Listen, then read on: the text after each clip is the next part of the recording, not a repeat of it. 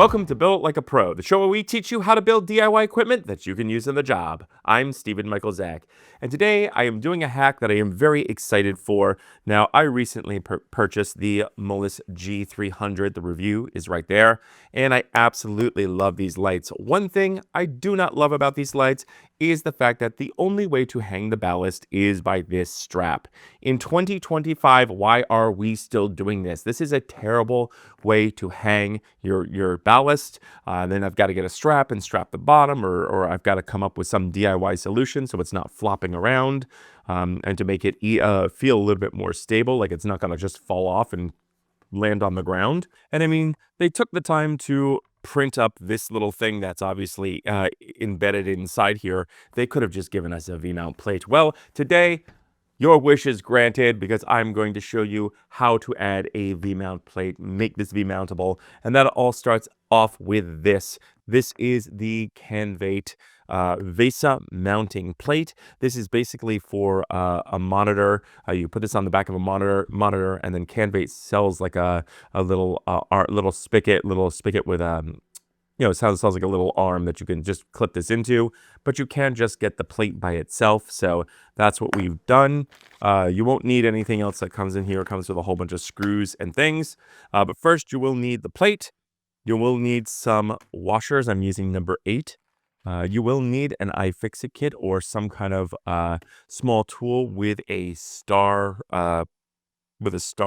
bit here. Now, this is, if you're looking, this is the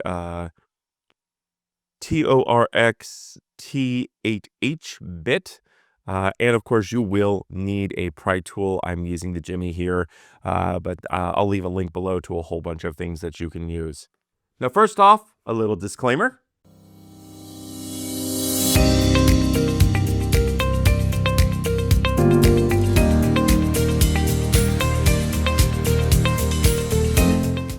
And now that we have that out of the way, I want to let you know that, yes, this will also void your warranty. So let's go down to the build table and let's get started.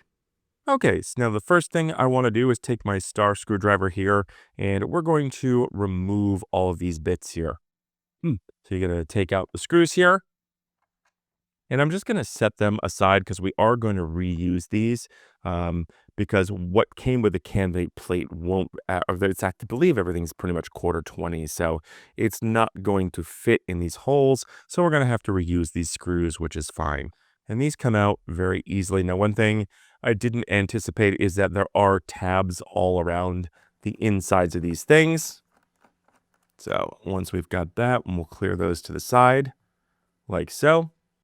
And next we're going to take our Jimmy, and we're going to try to go to the bottom here, go to the bottom side here.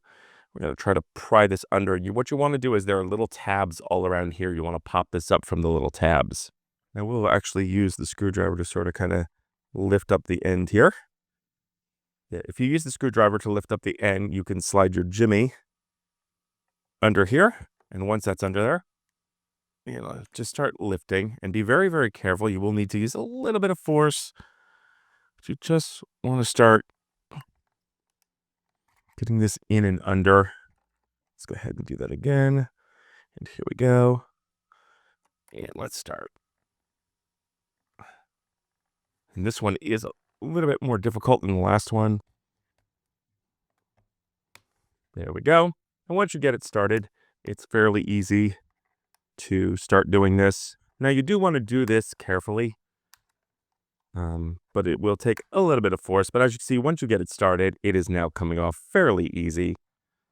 And we'll just continue around here and continue prying and just slightly lifting here. And there we go. All the tabs seem to be intact. And now the whole thing is open and exposed. Now, be very, very careful here. I don't know what the wiring situation is. It looks like the wiring is okay. But now we're done with the Jimmy. So now I'm going to start taking the screws and the washers here. And you might want to use some rubber washers. I'm just using metal because that's what I have. Again, this is a metal plate. That's why I have the disclaimer. I don't know if, once you put this on, if this could become conductive or not. It feels okay so far. I haven't had any problems, but again, do this at your own risk. So let's go ahead and let's pull out 4 washers here.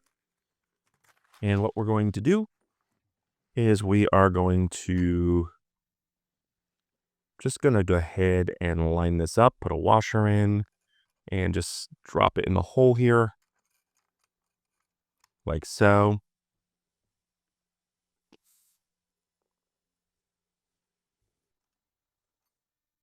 Once everything is back into position here, we're going to go ahead and make sure the V-mount plate is on straight here.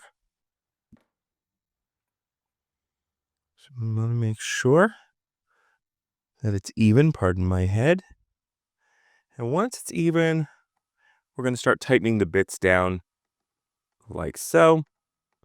And I won't make them too tight in case I need to make any kind of changes or shifts. We'll give these some final torques here. You don't want to over tighten them. You just want to tighten them until you can't lightly turn the screwdriver. So really just finger tight.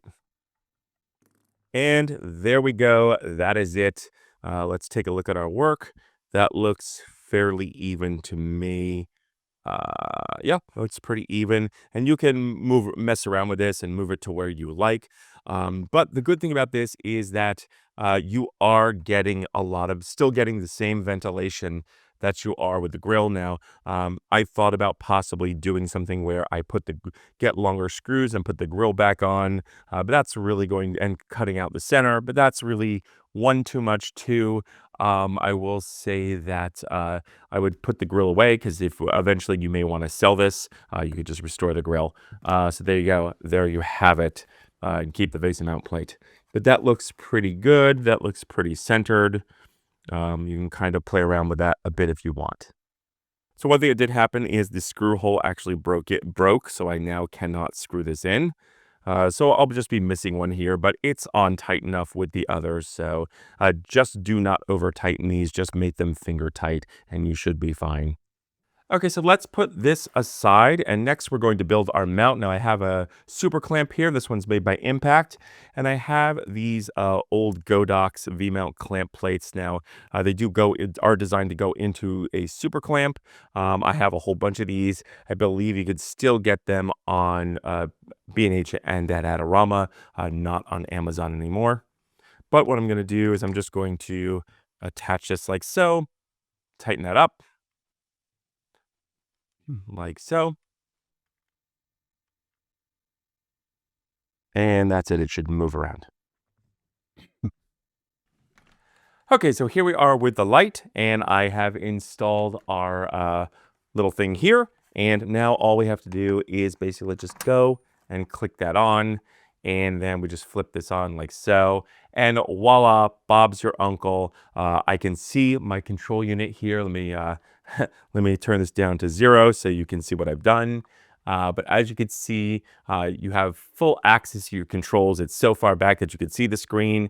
You get access to everything. Now, one thing I will say is just be very careful with this plate. I might actually line it with some electrical tape. I don't know. It seems like the wiring is not anywhere near this, so you should be fine. I did note that the original grill seems to be. I think it's metal and plastic. This feels like metal and plastic, so you should be okay. It seems like that's a coating. But just be very careful with this. Always touch up here.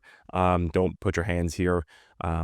Again, you might want to put some kind of electrical tape, or you might want to use some rubber washers so it conducts the electricity. But there you go. That's it. That is the V-mount hack for the G300. Let me know down in the notes below what you thought, and if you have any other kind of ideas on how to do this. But I think this is going to work very, very well for my needs, and it is a super cheap and very easy to do hack. So that's it. Those are my thoughts, but I want to know yours. So leave your questions and comments in the notes below. Also, don't forget to like, share, and subscribe, and don't forget to mash the bell button to be notified when we drop a brand new video. And feel free to use the links below as it helps out the channel. I'm Stephen Michael Zack, and I'll see you next time inside the build room.